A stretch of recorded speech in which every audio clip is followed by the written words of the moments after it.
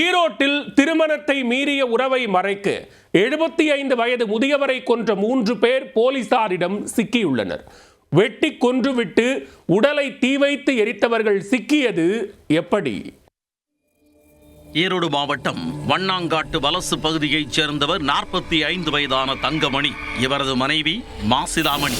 இவர்கள் இருவரும் நூல் மில் ஒன்றில் வேலை பார்த்து வந்தனர்.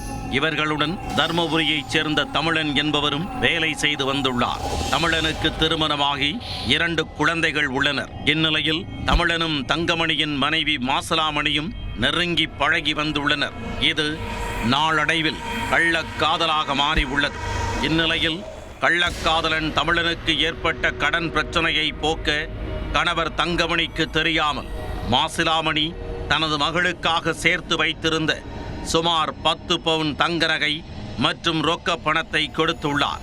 இந்த நிலையில் மாசிலாமணியின் மகள் வயதுக்கு வந்ததை தொடர்ந்து அவருக்கு பூப்புனித நீராட்டு விழா நடத்த வேண்டிய சூழ்நிலை ஏற்பட்டுள்ளது. இதனால் மாசிலாமணி தமிழனுக்கு தான் கொடுத்த 10 பவுன் நகையை கேட்டுள்ளார். ஆனால் அவரால் உடனே நகையை திருப்ப முடியவில்லை.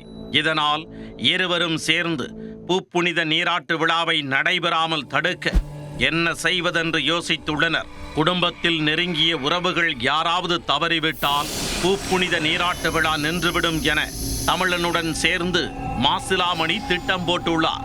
இது தொடர்பாக மாசிலாமணியும் கள்ளக்காதலன் தமிழனும் பேசிக் கொண்டிருந்த போது மாசிலாமணியின் 17 வயது மகன் கேட்டுவிட்டார்.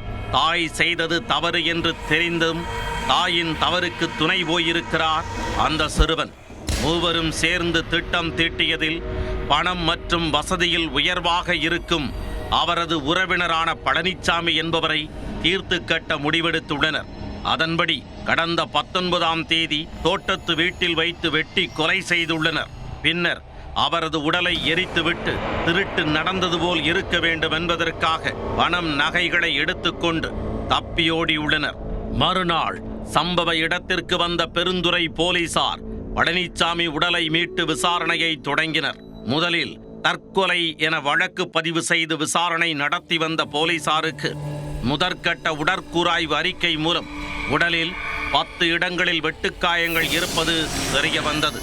அதன் பின்னர் யார் கொலை செய்தார்கள் என்ற கோணத்தில் விசாரித்த போதுதான் கள்ளக்காதல் விவகாரம் கொலைக்கு காரணம் என்பது தெரிய வந்தது. மாசிலாமணி, தமிழன் மற்றும் 17 வயது சிறுவன் ஆகியோரை கைது செய்த போலீசார் அவர்களை பெருந்துறை நீதிமன்றத்தில் ஆஜர்படுத்தி கோவை மத்திய சிறையில் அடைத்தனர். கணவருக்கு தெரியாமல் கள்ளக்காதலனுக்கு கொடுத்த நகை பணத்தை சமாளிக்க சம்பந்தமே இல்லாமல் உறவினரை கொலை செய்த சம்பவம் பெருந்துறையில் பரபரப்பை ஏற்படுத்தி உள்ளது.